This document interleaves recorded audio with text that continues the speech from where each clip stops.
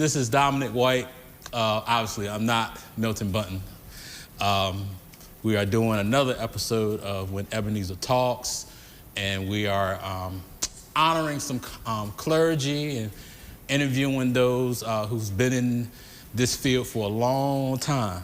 And I thought, I told Pastor Bunton, I said, man, look, I'm visiting one of my closest friends. I said, we got to interview him. He was like, sure. So I'm here at the beautiful St. James Baptist Church, 536 West Florida Street in Greensboro, North Carolina.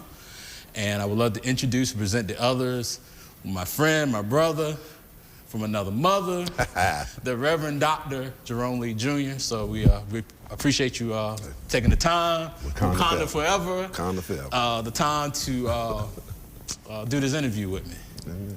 So we'll just start with where you grew up at, you know, your early times in church, where you go to church when you know, childhood days and stuff like that. Yeah. I am born and raised in Hampton, Virginia, born in Newport News, Virginia, and raised and educated in Hampton, Virginia. That's my home. So Hampton born and Hampton bred, and someday when I die, I'll be Hampton dead. So no matter where I live, I'm coming back home. Yeah. But that's where I grew up at. I grew up as a child having to go to church. I grew up in two churches, really. Never joined either one. One was Third Baptist Church in Hampton, Virginia. My uncle was chairman of deacon board there for years. When I was with my grandparents in Newport News, we had to go to church with her, and she went to St. John's Church of God in Christ, where Bishop Samuel Green was the pastor when I was a kid coming up. So between those two churches, I guess I'm Kojic on one side and Baptist on the other. But those are the two churches I grew up in, but I never did join. Our parents was asking us to join, pushing us to join, but I never really joined. I never really joined the church. I was baptized until I turned 30, believe it or not. And I joined Gethsemane Baptist Church at the time, 3509 Chestnut Avenue. Bishop Dwight Riddick is my pastor. And when I joined Gethsemane in July of 1992 with my friend at the same time, quote unquote, who became my wife and is my wife today, Cynthia. So we're joined in July 92 and was baptized, I think like in October of 92. And then Pastor Riddick married Cynthia and I in that next month, November of 92. So that's where I joined, that's where I cut my teeth in ministry, that is where I learned, that is where I eventually acknowledged my gift, calling to preach, and I was licensed, and I was ordained and sent out to pastor, all up under Gethsemane Baptist Church. And with you being called to preach, do you remember that experience? Like, what was it a dream? Was it something that happened that led you to say yes? A call from across the hall or something. Yes, I do remember that. There was some things going on in my family that affected me personally, that I just disapproved of, and just so much was going on. And then there were things going on in my community that was that was destroying our community. And so, you know, after I was teaching Sunday school, and Pastor Northam was teaching, had just left Gethsemane to pastor on the Eastern Shore at Shiloh. And I was I was always in the Word. I was always studying.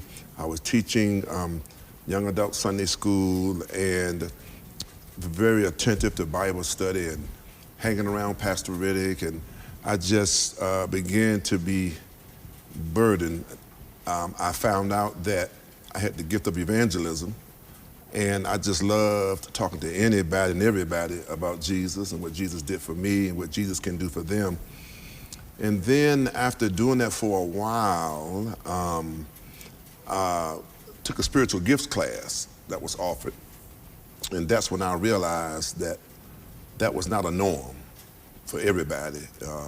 I was just so passionate about it, I found out that that was a gift. So with that, I ended up, the Lord gave me a scripture. I want to say it was Philippians 2:13, I think it was. Basically, the scripture said that it is God which worketh in you both to will and to do of his good pleasure. That was my convicting scripture. That to date, that's still my convicting scripture, which simply meant, interpreted that the Lord, the desire to preach was not given to me by Satan, of course. It was given to me by God. And he is able to give me what I need to do it. And so I ended up eventually accepting that call, and I ended up going to Pastor and telling him I believe the Lord. Well, first of all, I told Pastor that I believe the Lord called me to be a deacon. And Pastor said that the Lord doesn't call deacons. The church appoints deacons. Wow. The Lord calls ministers or preachers. And I was like, okay. So I got myself together and prayed, went back a couple of weeks later and told him I believe the Lord called me to preach. And then next thing I know, he said, okay, that's better. So we can work from there. And the first thing he told me was I need to go back to school.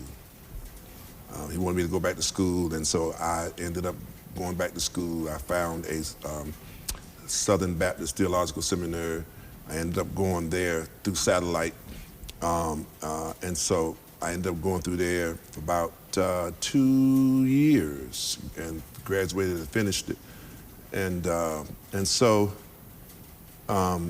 not long after that, the pastor gave me the opportunity at a church meeting and told the church that I was going to do my initial sermon, which was, I did it in February of '96. And when I did my initial sermon in February '96, of course, from that point on, I've been preaching since. I was somewhat doing engagements without a license. You know, people invite you to come speak at their church or some at the facility where there's senior patients and stuff like that on certain days, and I was more than glad to do it. And so that was my start to preach the gospel. And then you eventually hop on over to across the Chesapeake Bay, CBBT, as we call it. Yeah. And what, May of '99? Exactly. I mean, I met you beforehand.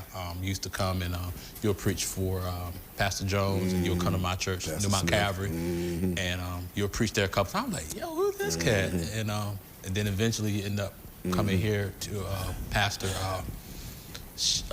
Boston Road, Shiloh Baptist, aka the center of worship.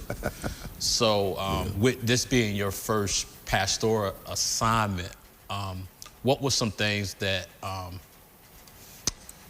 you come in, and I probably asked the same question again in a different way, but you coming from the Hampton area, the Newport News area, and you come into a rural area, which is, you know, kind of says slow pace a little bit, but what lessons from your pastor, from Dr. Riddick, kind of help you kind of get you in the groove of things with this being your first pastorate at Shiloh? Well, one of the things, one thing I admire Pastor Riddick about is that Pastor Riddick groomed us, or attempted to groom us, and I allowed him to do that, pretty much by giving me responsibilities, such as the young adult ministry, such as teaching Sunday school. And so pretty much that prepared me for ministry to pastor. One of the things that really got me was when I started preaching, I was preaching often. I was hardly at Gethsemane on Sundays because I was always preaching somewhere. Right. One of the things I would honestly say, Pastor Riddick, when we got licensed, he encouraged us to go preach somewhere. You said you've been called, now go preach. You don't have to sit here every Sunday, and I'm not expecting you to sit here every Sunday, but go somewhere and preach. And to God be the glory. As my witness, my wife would tell you, every Sunday I was somewhere preaching. In fact, I would come home from church to see if anybody left any messages on my phone that need somebody to come preach. And fortunate enough, there was always somebody, and then doing revivals. Somebody always wants somebody to do a youth revival somewhere. Mm-hmm. And as I was doing that, Dominick, I was like, I was feeling the urge to pastor, and what made me, I had like a Nehemiah experience. That's the best way for me to put it. And that is, the Lord was blessing me. I was working full-time for the city of Hampton full-time. Had been there at that time, maybe about like 13, 14 years. I ended up leaving by faith to pastor and gave the city 15 years. But the Lord, I had like a Nehemiah experience. I was doing well with working for the city, good benefits, a decent salary as a heavy equipment operator, and then preaching. So I was pretty much doing well, but my soul was still disturbed, like Nehemiah, when I saw the ruins of my people. When I saw what crack cocaine was doing in my community, how it was destroying the community, how it was destroying on both ends of the spectrum, users and sellers. When I start seeing the devastation from it, the deaths from it, the jail time from it, it just really, really bothered me to the point was, you know what? I'm doing okay, but my people are not doing well at all. And that convicted me to start wanting a desire to want to help them in the form of pastor. The Eastern Shore, I preaching at Pastor Jones's church, to God be the glory, preaching at Mount Calvary. A couple of times when Pastor Northern was at Shiloh, he allowed me to preach, teach a workshop or two. And being that my wife was from there, right. I don't know, just a burden began to just overcome me to possibly maybe, want to help. And I hate to use that term, help, because it makes it sound like, it makes it sound like that the other have-nots and I have. It wasn't like that. It was just a burden to want to be a part of the Eastern Shore, especially when I found out that my family is from the Eastern Shore on my mother's side. And so, and Pastor told me that the Lord often gives you territory. And where have you been preaching the most? And I'm like, And I ended up on the Eastern Shore by vision of Pastor Northern, which I disagreed with. When he came to me and told me, I disagreed. I did not want to pastor on the Eastern Shore. Not because of the Eastern Shore. I didn't want to pastor at Shiloh because Pastor Northern was there. Right. And I did not want to go behind him because I did not want people to think that it was something that he'd done, and he and I were collaborating together on that. When he came to me and told me the Lord had a vision, I would be the pastor, he could tell you I disagreed, totally disagreed. In fact, I was more interested at Bethel and at Jerusalem, where Pastor Scott was. I sent them a resume that came back, P.O. boxes and all that stuff. That's when I first learned how rule work. But I was, trying to pass that Bethel, and so. But anyway, I ended up at Shiloh. Sent them a resume. Did not expect much, but it ended up I ended up being the pastor.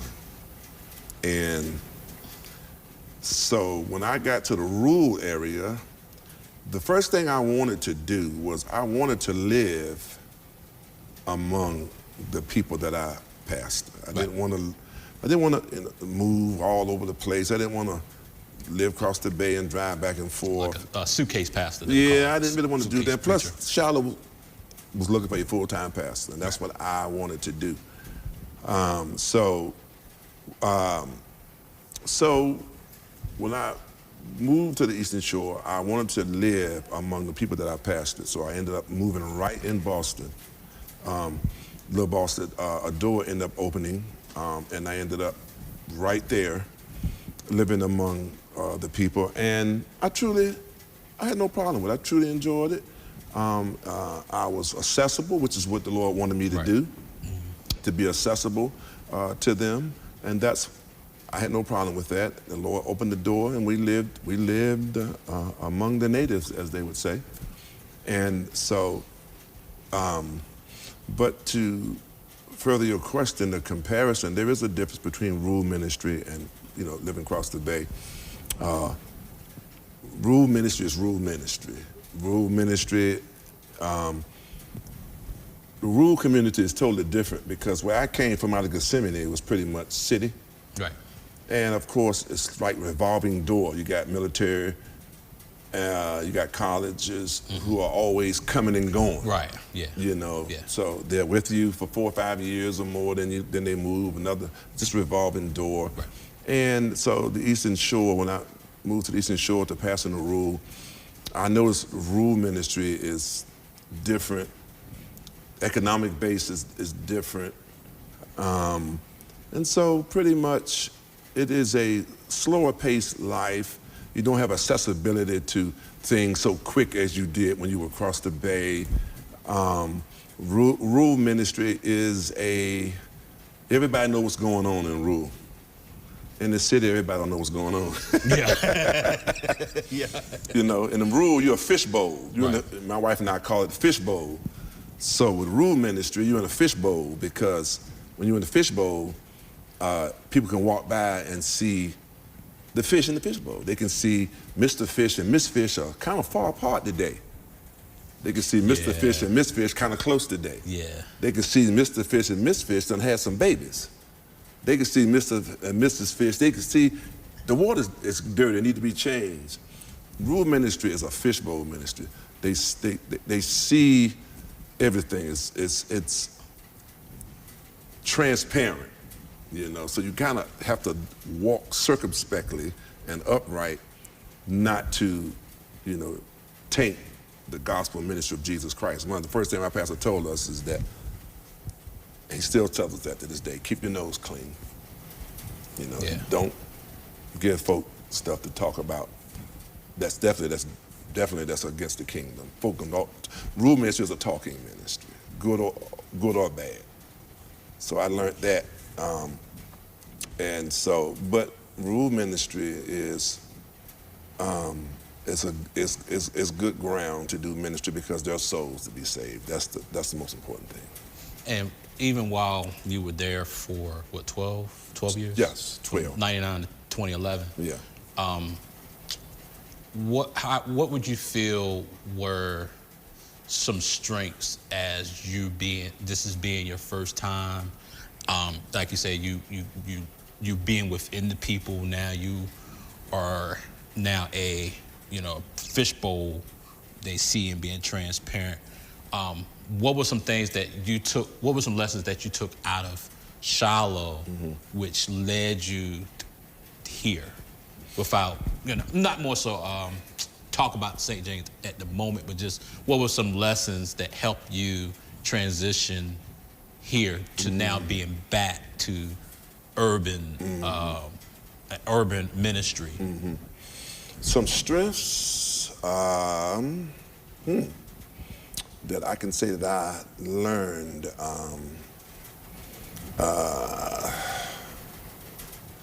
Well, let's start with in the rural.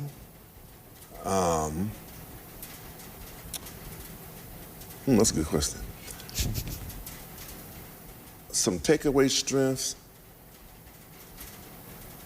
You might want to come back to that question. Might want to come back to that. Okay. So some takeaway strengths. Now let's tackle that. Well, some takeaway strengths is that,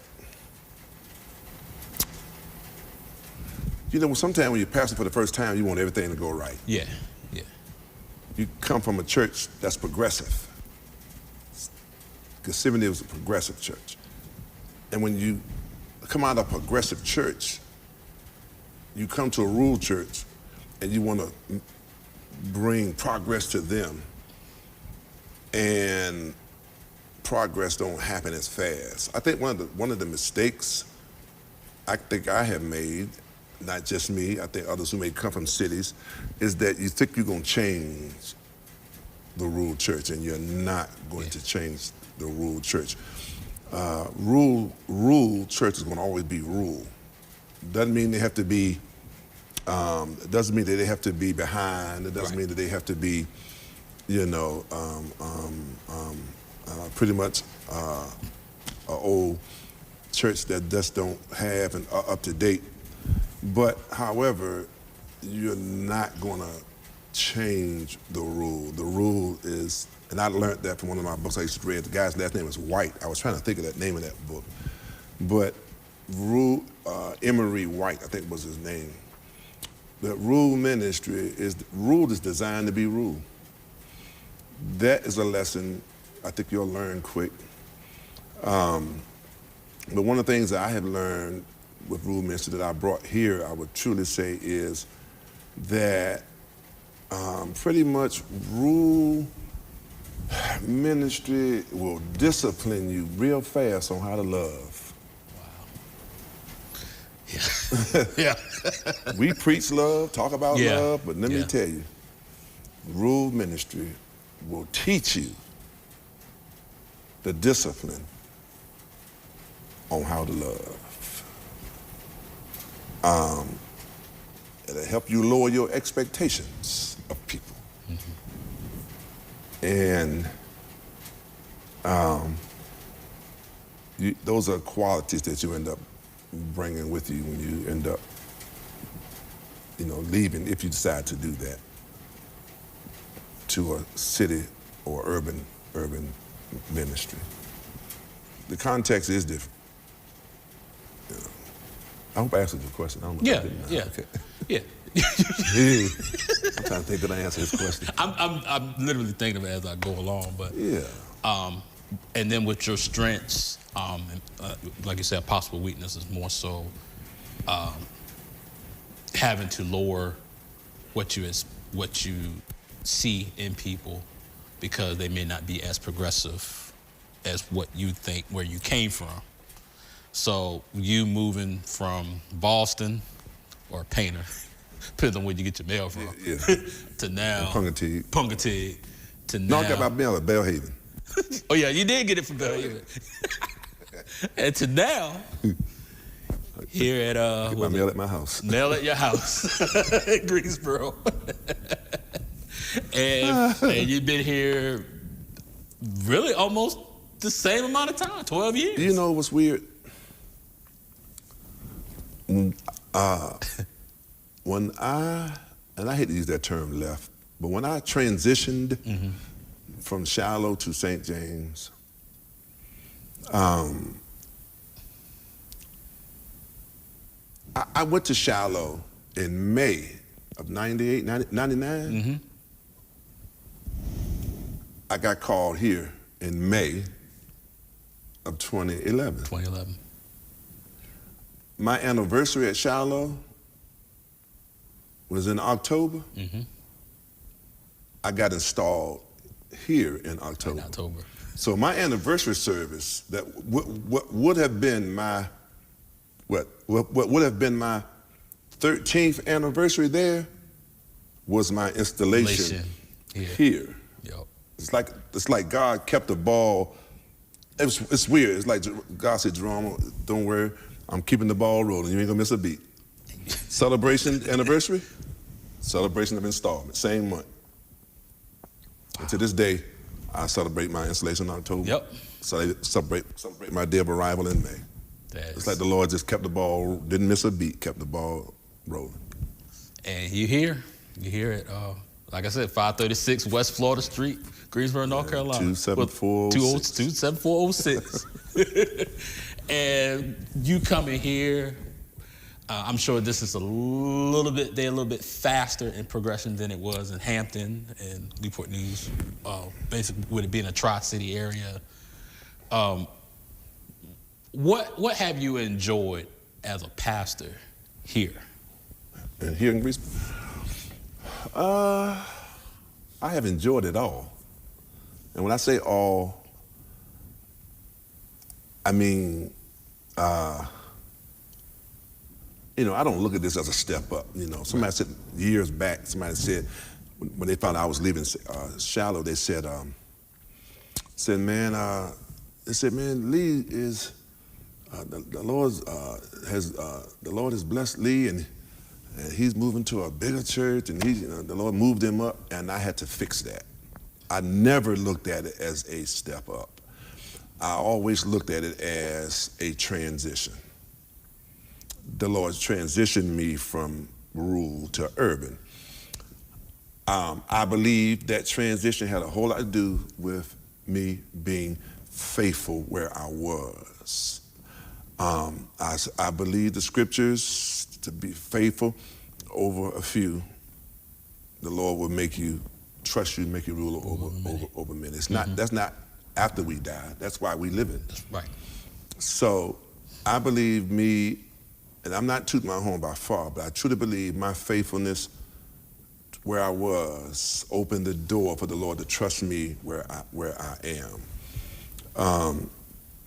What I love about St. James, St. James is a loving church. St. James is a loving church. Totally agree. St. James is a loving. Totally agree. St. James is a worshiping church. Yeah. They love good preaching. They love good singing, and to just live in Greensboro just somewhat takes me back home, almost, kind of. Of course, urban living, you have accessibility to recreation. Yeah, you have accessibility to highways to go where you want to go. College campuses, major hospitals, schools, shopping, whatever you like to do, accessibility to other cities. That's why they call it the Triad. You got High Point. You're not far from Durham. You're not far from Winston-Salem, where my wife works. You're not far from like an hour and 15, 20 minutes from Charlotte. Right. You can go NFL games, NBA games. It's just it's a different life, but the ministry is still the same. It's still about saving souls, and so I pray that this is my last stop. I'm not trying to go to another church. Almost 25 years of pastoring. I'm not. I'm 61. I do not want to pick up and pack up and start this all over again somewhere else at 61. I pray that this is my last stop. I want to do something else in life other than pastor. Well, I mean, I also seen when it comes to, I'm gonna kind of pick with St. James, not in a bad way, but from Shiloh to here, you went from how many, 3 or 4 associate ministers to now, how many here? You need one? I'm just joking. 9. 9. So, how has the relationship been between your associate ministers here? Because I asked that because I know there are some pastors that don't have a working relationship with the associate ministers, or they feel, or the associate ministers feel like they have some kind of power because they feel like they are second chariot to the pastor, more so of assisting the pastor. I have a wonderful relationship with my associate ministers. We have a wonderful relationship. They allow me to pastor them. They call me pastor. I meet with my associates once a month. Now, I will say, since return of COVID, we kind of fell off a little bit. Right, I'm touching on that too. I do things with them. I treat them like my pastor treated us. Right. I hold them accountable. At the same time, I meet with them. There are certain books I recommend that they read. They go get them. We discuss them. You know, I want to build them like my pastor built us. Yeah. And so I treat them all the same, male and female. And so I give them opportunities to preach sometime when I'm not going to be here. But you know, they don't fight over the pulpit. Right. Yeah, you know, I noticed that too. I tell them the same thing my pastor told me. You know, plenty of vacancies out there to go preach at. Plenty of preaching opportunities. But we have a wonderful relationship and a respectful relationship, and it's one that I definitely admire. They pretty much they help out around here at the church. They teach Sunday school or they teach some kind of ministry. They are involved in other ministries other than just being associate ministers. They do other stuff. And so I do appreciate that very much. And I know, well, one who was associate minister is now a pastor, my man, Dingle. Dingle, yeah. So what was your advice to him, him being a young pastor now, and pastoring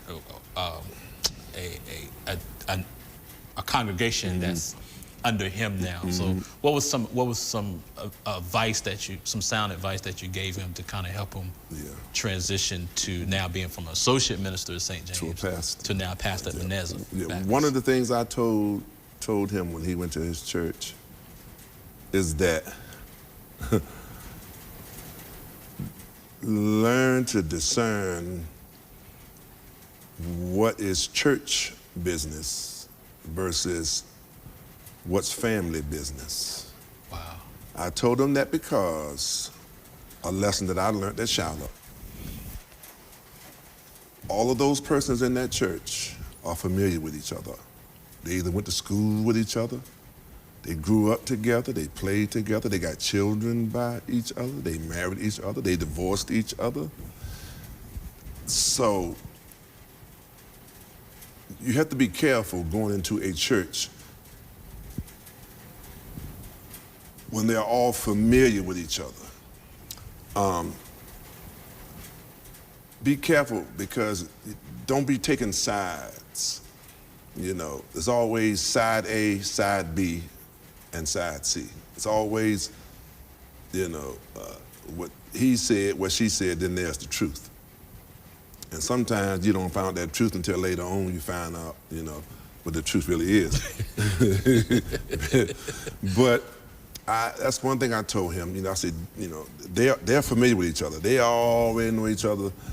And the other thing I want him to understand too, was that, and I hate to say this, but it's factual, and that is sometimes the members have an edifice complex, which means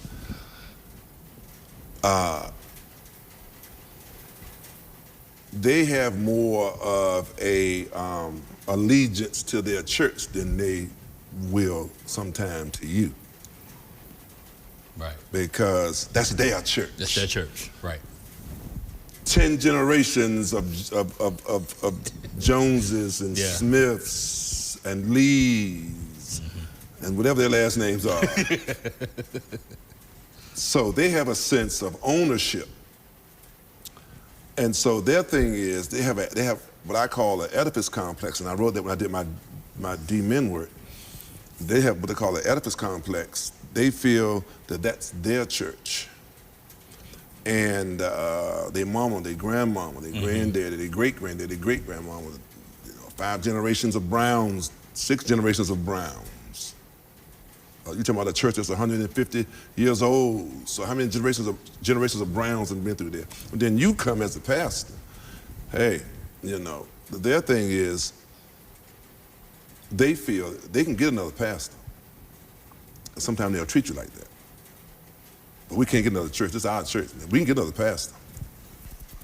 Pastors come a dime a dozen. So in their head. Yeah, and that's just with any young preacher, because it seems like it has been a period where, you know, young preachers would act so progressive and want to change so quick. And that's no matter if it's a family church, exactly. if it's a multicultural church, they want to, because they see somebody on TikTok, they see somebody online, or the church they came out of. Or the church they came out of is not doing what you're doing. But at the same time, if God called you there, why are you rushing the process from where you came from? If that's where God wants you to progress from, He ain't gonna do it overnight. Which is one of the things I told him, was what my pastor told us. For the first year, maybe the first 2 years, go in there and pastor from an observation point. Take your notes. Yeah. Find out who is who. Before you remove Miss Jones, find out who her kids are. Before you chastise and rebuke Minister Applebum, you better find out who Minister Applebum connected to. Right. Because when you go in a church and the first year or two and start changing stuff, you oftentimes don't do too well. I went in Shiloh as the first, I did it for about a year and a half or two. I didn't change nothing. I didn't change nothing because I wanted to see who was who, what was what, before I changed anything. Another thing too is that sometimes, and I learned this, is that, you know, sometimes you find out, I hate to say that you're not the pastor, but sometimes you find out there's a second voice in that church who can speak for you or who could be a detriment too. You have to be careful with that. Yeah. I could say something, I could do a workshop and say something and try to get the church to move forward and buying into this idea or buying into what I believe or what I re-envision, trying to get a buy-in from the people, and they're a little slow to buying into it. Miss So-and-so or Mr. So-and-so or Deacon So-and-so could say the same thing, and they say, oh yeah, okay, let's do that. I'm like, that's the same thing I said. So, again, you know, it's trying to get persons to have an allegiance to you, which takes a little time. And what about, since we're on the, I guess we could say the millennial pastoral leadership, what about when you pastor and you're single versus you coming in single but not coming in, you know, with, you know, a wife or a wife bringing a husband and a family, you know, is the dynamic a little different? Well, every church is different. Every church has its own personality, their own needs, and their own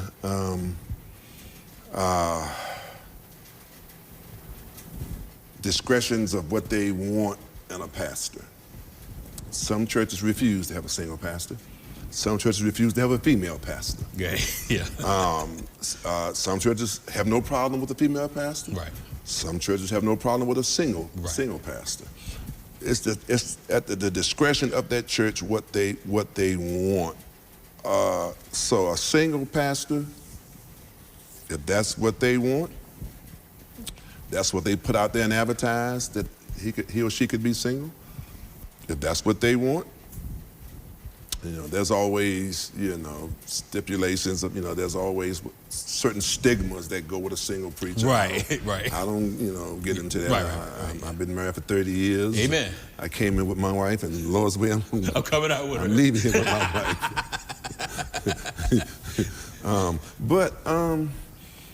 You know, it's up to that particular church. I don't, you know, there are single people who are doing well. Yeah. You know, not saying that they have no challenges, but they're doing just as well as somebody who's married. Yeah. You know, so I'm not against. If that's what your church. If that's what the majority of the government. If they all agree, that's what they want. Single pastor. God be the glory. You know, I mean, I think I'm hearing and I'm asking questions, but I want to lead into 2020. And you had it announced to your church, hey, we're not going to be in here. We got to go outside when the pandemic hit. So now you're not only pastoring inside, now you're pastoring from the outside now because nobody can't come in. So one, what were some challenges? And then two, what were some things that you had to, or projects that you had to kind of do to kind of get it ready to come back? Because you came back in Palm Sunday, 2022, if I'm not mistaken.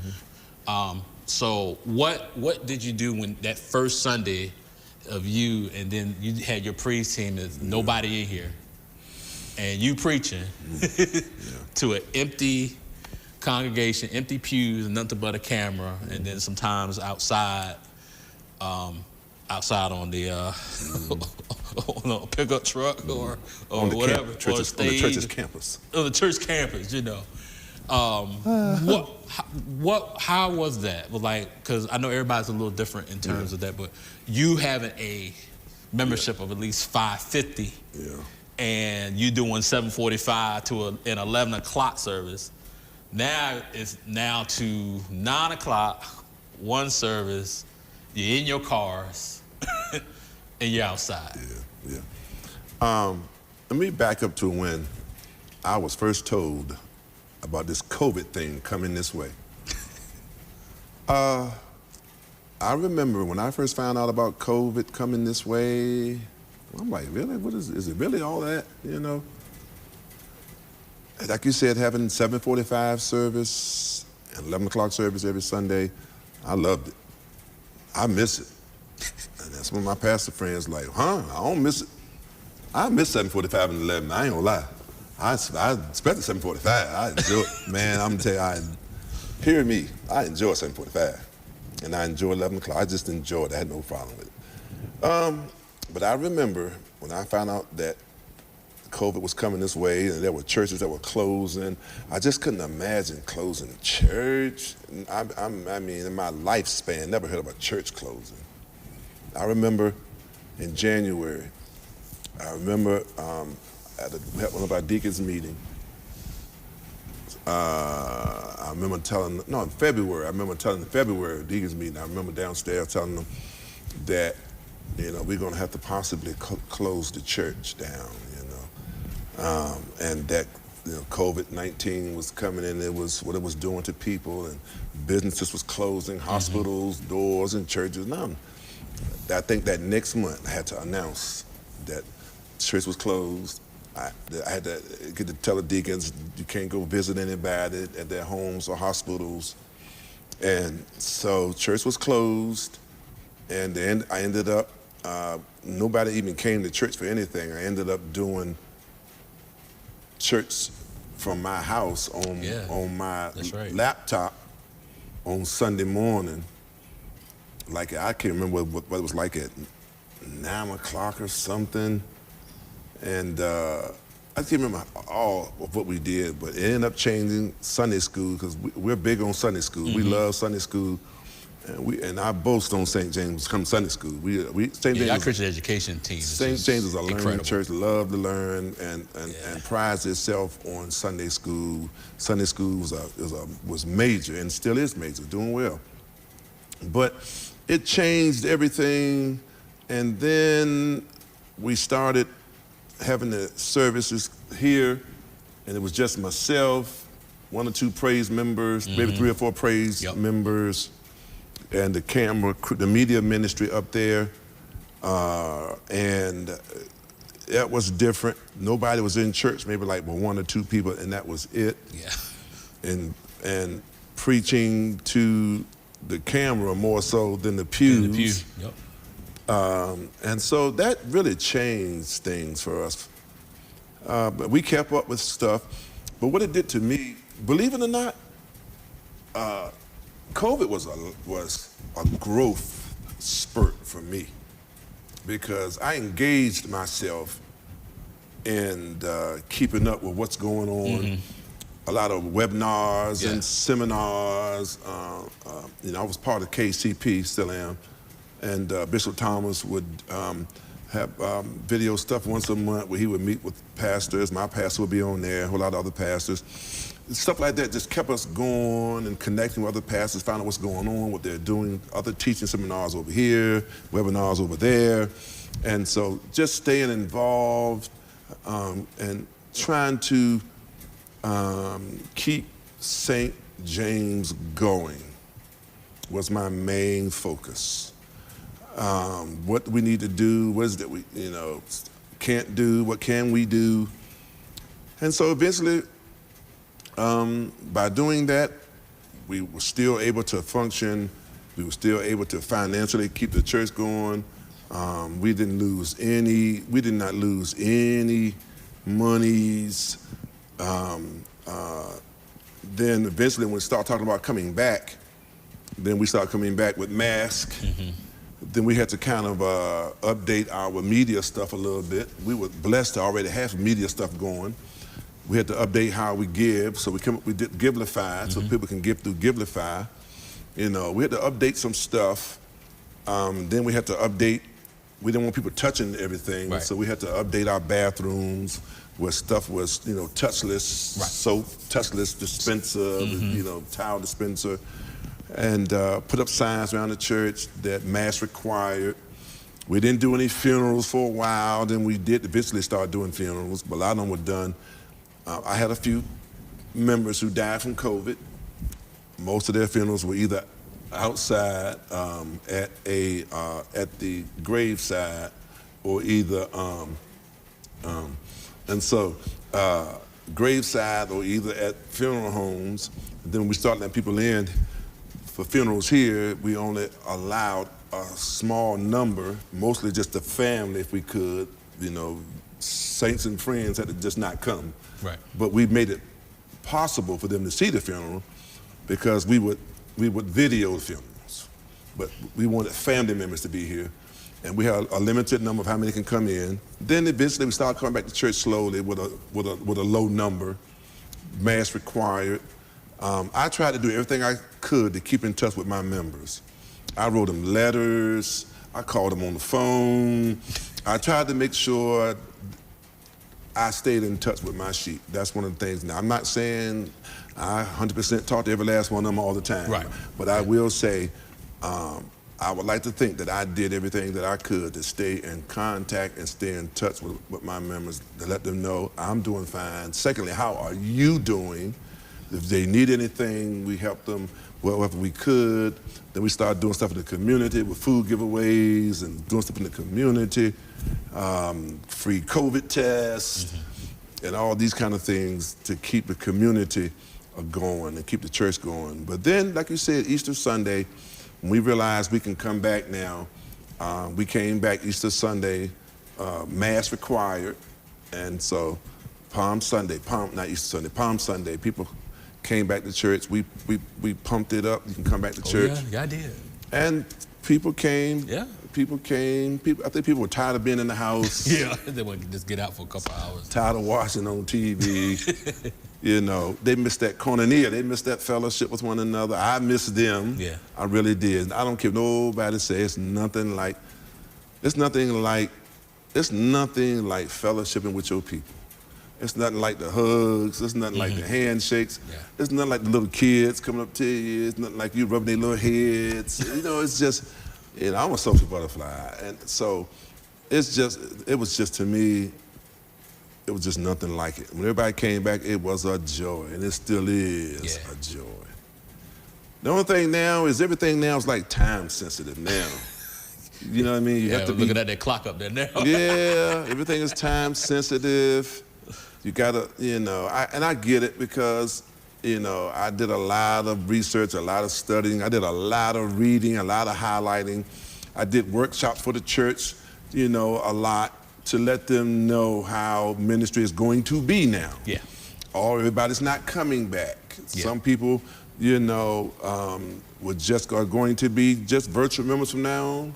Some going to be in person and virtual. Yeah. And I understood that and still understand that.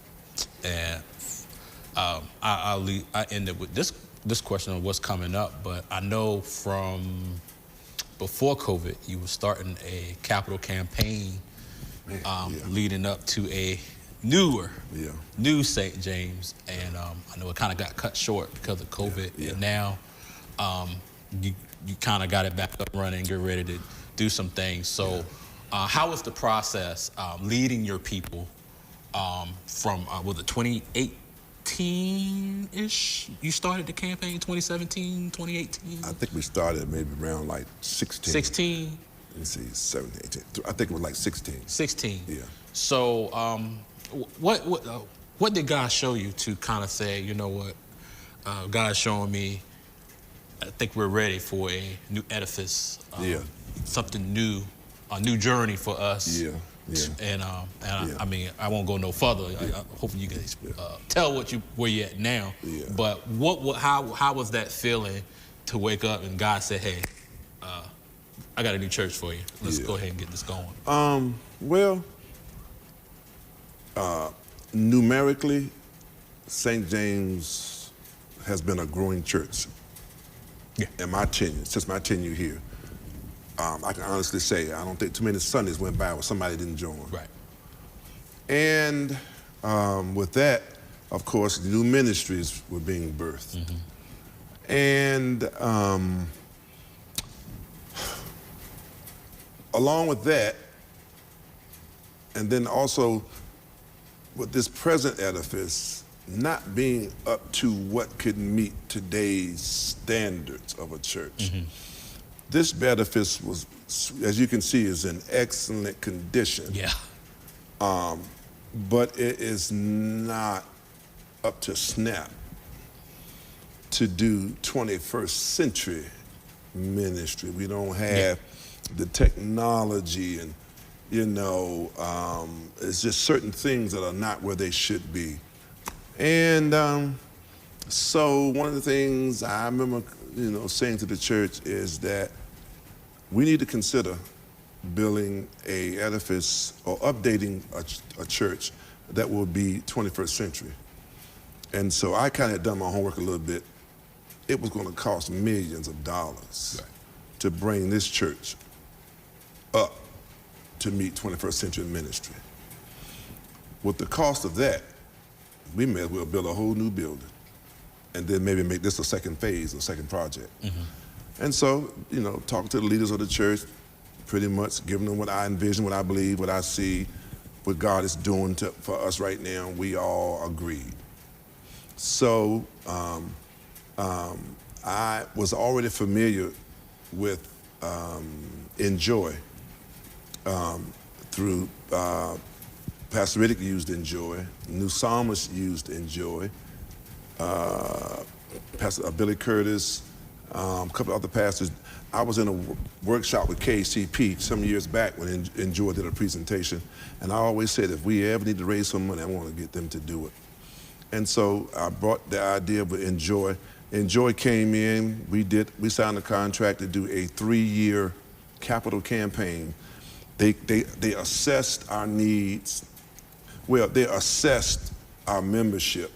They assessed what comes in, and they assessed our expenditures and so forth. And they looked at our vision, and we believed through them guiding us that we could raise $1 million in 3 years. Now I know some might say, $1 million in 3 years? You sure? By faith, we went at it, and to God be the glory in those 3 years. And then we got an architect to design what we wanted, and in 3 years we did raise the $1 million. We raised over the $1 million. Wow. And so then COVID came. COVID came, And that just changed the whole trajectory of how we gonna do church now. So what we discovered was the edifice that the architect designed was not gonna do us any good now, because that design was built on seats. That was going to hold a little over 800, I think 840, I think it was, seats. Wow. Compared to what you see now is about 375 if you want to add the balcony. 325 maybe if you want to add the balcony. Because at first we were doing the balcony here, and then we had spill over downstairs. Right, yeah. Another right. TV. And so now we were like, wow, well, now we have an edifice that's just too big. And so we decided to, the Lord put in my spirit, to talk to the church about getting another architect that could design something more 21st century, more high tech. And so when we got with the architect, he saw what we had at first. We looked at how many people come to church now, how many people are virtual, and we decided that we are still going to build, but it won't be as big. But we're going to put more money into infrastructure. Which was a smart thing to do. Yeah. And so it's funny you asked that, because we've been meeting with the architect for a while now. On October the 4th, in a couple of weeks, on a Wednesday night, we're going to have a reveal of what the new church was going to look like. Sweet. Yeah, on October 4th. So the anticipation, the members are excited, I'm excited, but I try to make sure, Dominick, that we don't lose momentum. Yeah. Because people are kind of like, anticipating, when we gonna build? Are we still gonna build? When we gonna build? Are we still gonna build? Are we still gonna build? When we gonna build? Are we still gonna build? Yes, we are. And so on October 4th, we're gonna have a reveal right here in the sanctuary of what the new building will look like. And I will truly say, I think they're gonna love it. And I'm going to end with this. I would talk about your love for music and how you love my music. I mean, you know the history, you know where they came from. You probably knocked on that house for autographs. You've been to every concert. Probably been to Patti LaBelle's concert 30 I seen times. Patti about 2 times. But we'll do a fun one for you. What was your first concert you ever? The first concert I ever went to in my life was in the 4th grade. You're talking maybe about 1972. My father took me and my brother to see the Jackson 5 at the Hampton Coliseum. Wow. That was my first concert I ever went to in my life, was the Jackson 5. Michael, Jermaine, Tito, Marlon, and Jackie. And out of all of them that you've been to, because you've been to a lot, which is your favorite? The best concert I ever went to? Yes, sir. Woo. Oh, I Lord. think I know, but I'm going to see if you answer the one I think it is. Because I think I know which one it is. Man.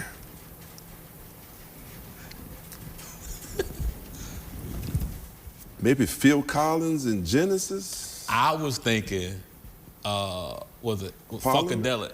Which one was with the spaceship?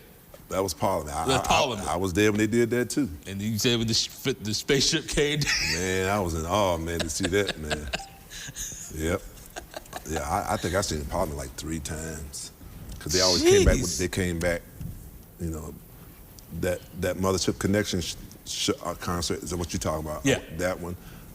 The NBA concert, Aqua Boogie, that, and then I saw the One Nation Under a Groove tour with Flashlight. So that's 3 times I've seen it. And you seen a Prince concert? I've seen Prince twice.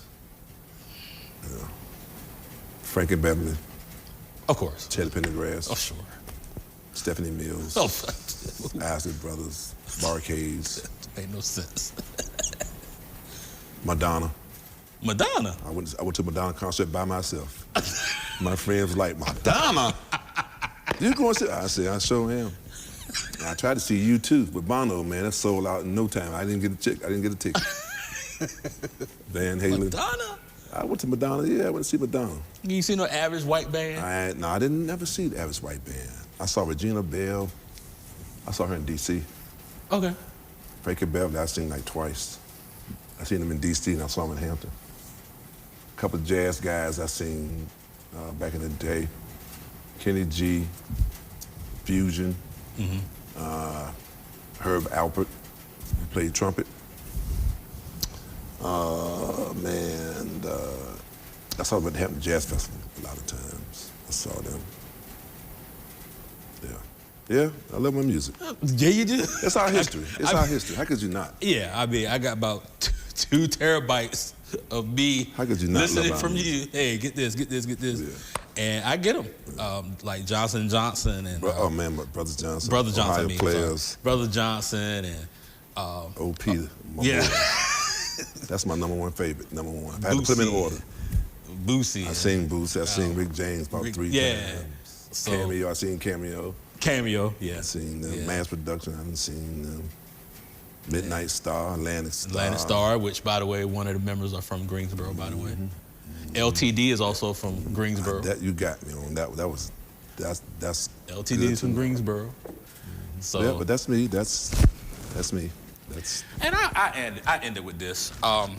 Why you love pastoring, and would you do it again? Would you do it all again? You know what I love about pastoring? And I know it's challenging. Nobody would never understand out there. They never understand. It's demanding, it's demanding, but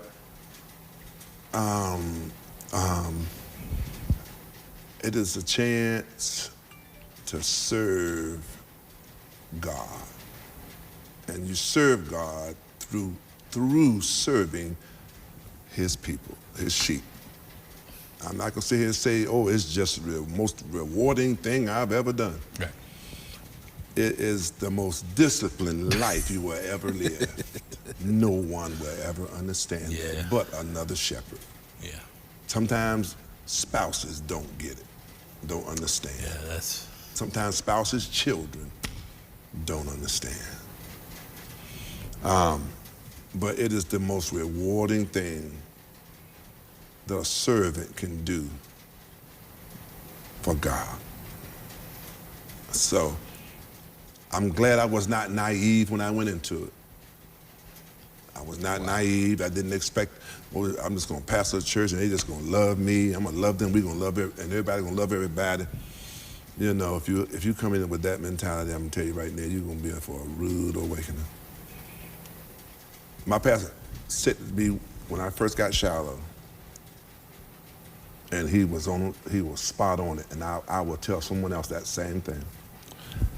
It's funny. People who didn't vote for you, who are all in your corner when you first go in,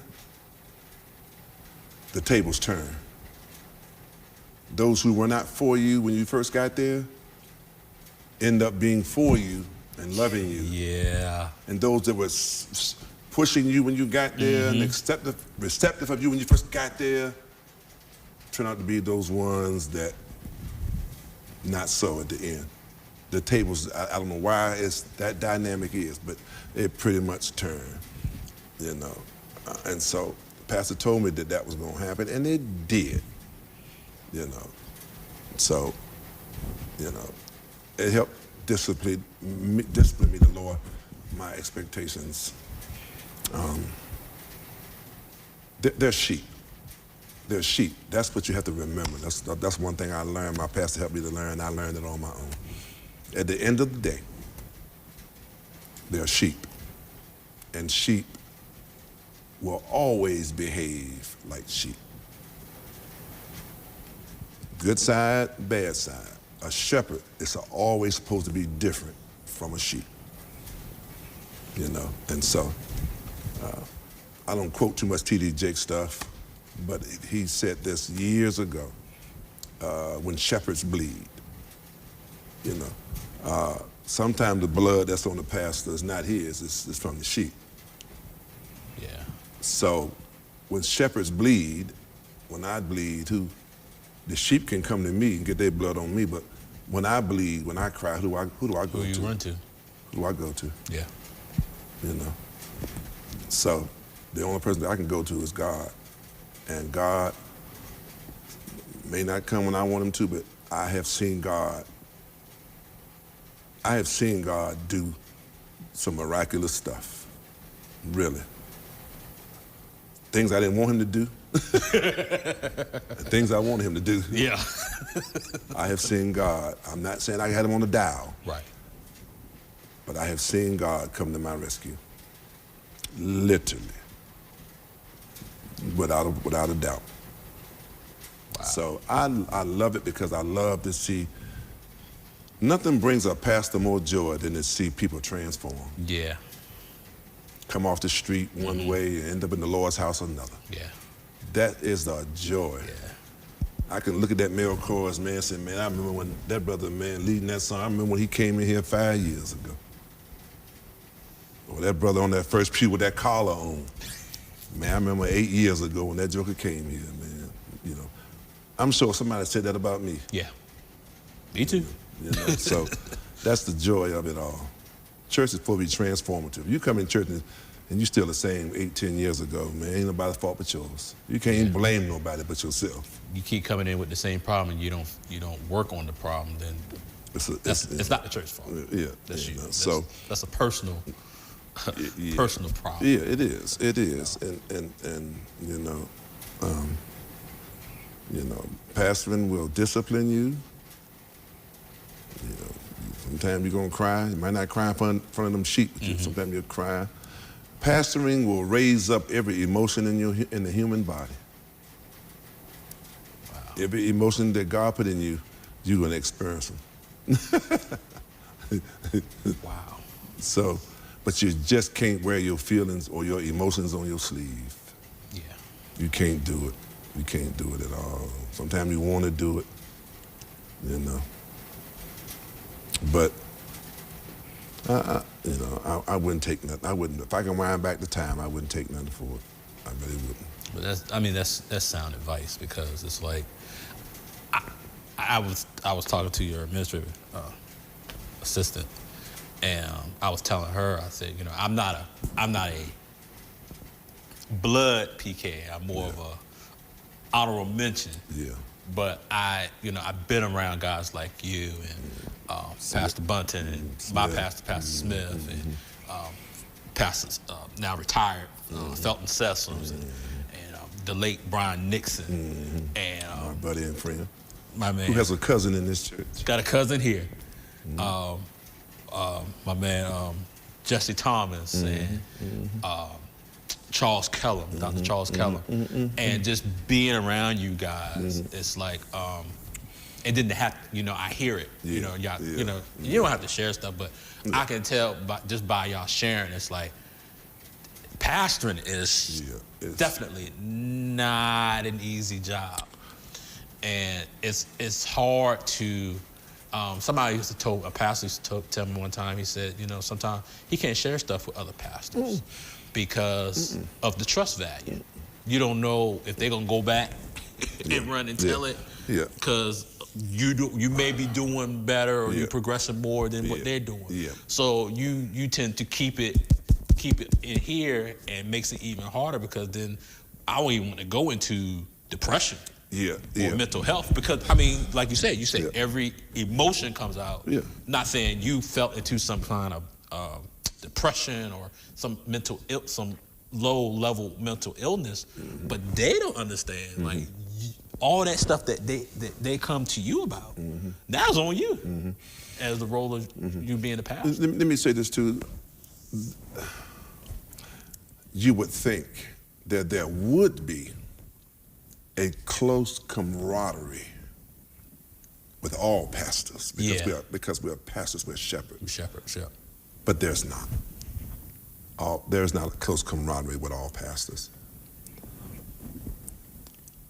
I don't identify with all pastors. Right. all pastors don't identify with me either. Right. So we have to pick who we confide in. Yeah. That's why, if nothing else, I thank God I have a pastor. Right. Absolutely. A covering. A covering. A spiritual covering. Because every pastor, Yeah. I hate to say it, but every pastor don't have a pastor. Right. Yeah. Every pastor needs a pastor because he has to have someone he can confide in, but he also has to have someone that he's obligated to. You see what I'm saying? So we have to have a sense of obligation. So who are we obligated to? I mean, I know we're obligated to our churches, but Right. you know, who do we? Well, this term I want to use. Every pastor has to have a sense of accountability to somebody. Yeah. I'm a pastor. I get it, but at the same time, I am still accountable. My pastor still holds me accountable. We talk monthly, Right. once a month, all of the sons with pastor. Zoom, conference call. Pastor still holds us accountable. What you doing? Why are you doing that? You know, not that he's challenging us to a certain degree, rebuking us. It may have to be a rebuke, depends on what's going on. Right. But my point is, I think one of today's problems, and again, with the younger pastors coming up that I see, is they don't have no accountability to anybody. They seem to be jumping in this thing and moving too fast and getting these titles too quick, and there is no discipline over the years. Yep. It's like, you know, one author says we live in a .com world. Click it and you got it. Mm-hmm. That's the world in which we live. You'd be surprised of pastors right now who don't have a pastor, or they're up under somebody, they only been up under them for a year, and they're already moving faster than me. Everything comes to them. They just don't seem to have any longevity. You know, that's Pastor Harley Wilson said something to me one time years ago. I'll never forget it. It stuck in my mind. He said, "Lee, y'all guys coming up now are just about the last of a dying breed." Oh, man. I'm like, man. Man, I have heard 3 pastors say the same thing. And I was like, really, you know? But he's right. When I see why he said that and look how things are now with ministry and the way things are coming up, it's a whole new ball game. I mean, everybody wants to, again, I'm just not knocking. I'm just saying what I see. I mean, you know, they'll start a church. I call them hot spots. Hot spots. They'll start off on fire. They'll start off with the church. They got everybody coming over there, everybody going over there, and 2 years from there, you kind of heard about them, asked about them, they done dissolved. Yep. Everybody will run over there. It's the hot spot to go to for a little while, 2 years maybe 3, boom. They ain't there no more. Yeah. You know, and I heard another pastor say this: it's the difference in a church blowing up than it is from a church that's growing up. Wow. You know, so some of these younger churches come up, they blow up quick. Yeah. But nobody. They have no longevity. Yeah. They fizzle on out. Everybody's dissolved. You don't hear about the pastor no more. Mm-hmm. He's coming up and he wants everything, get everything quick. You know, versus a church that grows up is much stronger. Much stronger. It may not go as fast, but but they grow. But they grown. They're getting water. They're getting rooted. They're getting all the nutrients that they need for it to last longer versus just going up and then die. And sometimes, and I know we get ready to end, but if I could say, that's one of the things that really helped me when I was on the Eastern Shore. And I'm not saying this in a demeaning way, but it's my truth. Sometimes you can want more for people than they want for themselves. And what happens is it will exhaust you Yeah. But at the same time, you know what happens? You end up outgrowing them. Yeah. You know? Yeah. It's like a plant. I mean, I started off as a little shoot coming out the pot. Then all of a sudden I start growing, then I start growing, then I start spreading, and all of a sudden you be like, man, this plant is too big for this pot. So the Lord reaches down and uproot, take out that pot that you're in and put you in a bigger pot. Yeah. I'm still doing the same thing. Yeah. I just got more space. You got more space to deal with. You know, and then you grow from there. But I just look at, you know, now, man, ministry, I don't know, man. It's just, I don't know, man. It scares me, man. I mean, I hate to say it, but I'm just saying what I see and what other older pastors who've been pastoring with some longevity will say and see is that, I always question, I know God's church gonna always have some witnesses. I know God's church gonna always have a remnant. Mm-hmm. But sometimes I question tomorrow's church. Yeah, that's the institutionalized church. I mean, from the videos I've seen, it's not looking good. You know, I don't even know how God could be glorified in the stuff that I've seen. It's I don't know, man. Yeah. But we definitely, you know, I just definitely pray that even with you being here and if this being your last stop, that a legacy that you leave here and those behind you, but more, you know, definitely you leading them to a new edifice. Hope in the next couple of years that it'll be they'll still keep that same energy and still continue to grow. It won't be just a blow-up church, but more of a grow-up church. Yeah, pretty much. You know, I succeeded. The previous pastor, Pastor King, and then before him was Pastor Graves. You know, I just try to, you know, I'm not them. I don't try to emulate them. I don't try to be them. I try to be who I am for such a time as this. So when I do leave here, I'm fine. They don't have to put a statue out front. No, just get you a rocking chair for you and Sister Lee sit out and rock chair on Sunday morning. That's one thing I'm not bent on. They don't have to, you know, they don't have to put a bronze statue out front on the property out there. Hey, you sure ain't coming fit in no back row talking about I'm gonna come first Sunday sing for the men, not come the rest of the month. I just want to live for Jesus and die in Jesus. There you go. All my rewards may not be earthly. Hey. So I just pray when I get to the Lord, I just hear two words. 2 words, yep. Well done. Pastor Riddick said to me one time, scripturally, the Lord rewards faithfulness. Yeah. They didn't tell me I had to do all this. They didn't tell me I had to do all of that. What the Lord did require of me is that I be faithful. And that's what I pray I continue to do. Just be faithful. That's all I can ask. Well, Doc, I really appreciate this heart to heart. Yeah. Hopefully, maybe I'll come back down next year. We'll see. Maybe we get to see I get to see the progress. Maybe some groundbreaking. I hope so. I do. Please pray. Because I know this is something new for you. Yeah. That's finally coming into action. Yeah. I feel a lot of pastors said, "God bless you." You building? Oh, God bless you. Brother, God bless you on that one. I done did that and I don't want to do that no more. So I know with building gonna come its own another set of trials, but it was a sermon. I remember a sermon. You said it was funny, but it's so true. It's like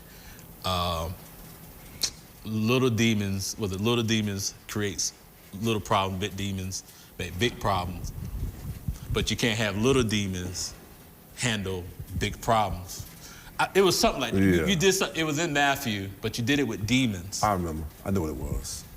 That was when the Father brought his son. He brought his son to Jesus. Right. Because his disciples could not cast the demons out of the boy. Yep. Yeah. And then Jesus ended up casting the demon out of the boy, and the Father asked, "How come?" I took them to your disciples and they couldn't do it. They couldn't do it. And some things, he said, some things go up by Fasting and prayer. Yeah. I think one of my points when I did that sermon was that I used the child as to say, if you can't fight little demons, Right. Cast out little demons, you sure ain't ready. Can't cast no big ones. You sure ain't ready for big demons. And I say that to say that little demons is, you getting upset over little stuff. Yeah. You better save that because you can have bigger demons to fight. Right. Cancers. Right. Stuff that's going to your marriage and stuff that's going to attack your children. Those are bigger demons. So if you can't handle little demons, you sure won't be ready to handle bigger demons. I tell you what, you handle some little demons, so hopefully you won't encounter no big ones. I hope I don't. I hope I don't. Yeah. But I appreciate you, man. We've been boys since '98, and we still going strong. Not an argument in sight. I appreciate our friendship here, and I hope you guys really enjoyed when Ebenezer talks with Pastor Milton Button. Obviously, I'm not Milton Button. Kudos to Pastor Bunton. I love Pastor Bunton. Pastor Bunton, I can recall when I first met him on the shore. Yeah, man. I appreciate what he's doing. God's blessing him and elevating him and using him to do great things. I constantly keep him in my prayer. I really do. He's definitely one of my favorite people. He's doing a wonderful job and representing the kingdom. Yep. I really appreciate him. I pray God will bless him. And just like you did when you came here, he's doing the same with BGC. He's using a lot of those who were on the shore to be involved. And you did the same thing, even when you moved. And I know I was supposed to end it, but I just love the fact that when you moved here, you didn't forget about where you were from. Yeah. And I mean, just about everyone that I could think of has been down here. But I know he shared a story where you literally canceled a service just so you can go to his installation at Ebenezer. And he said ever since then, he said, you've been one of, he told me personally, like, he's one of the most humblest guys, one of the nicest guys that he has. And that he would, he can trust you with his life because that gesture, just that one gesture of you canceling a service that you could have went to and you was like, look, we gotta go. And I know some family was of Shiloh was kin to him. And you counseled it for him. And he said, ever since then, man, he said, whatever he wants, he got it. Because he sure enough got a little surprise for you in the next couple of days. Yeah, and the feelings are mutual. I really appreciate him. I really do. I mean, it's about the kingdom. It's not about ego and all that. We're in the same race. Yeah. You know what I mean? Yeah. That's where it ought to be.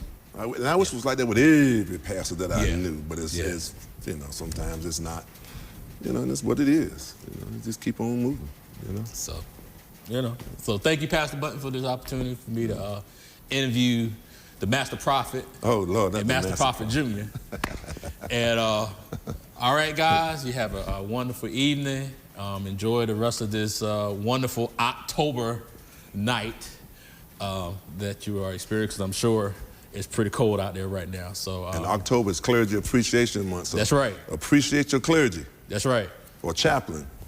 Send them a card, or if nothing else, go to them and let them know how appreciative you are of those that's been imparted into you and try to change your life, impacting your life for the better. So, with Ebenezer Talks, Dominick White, Pastor Dr. Jerome Lee Jr., we're out.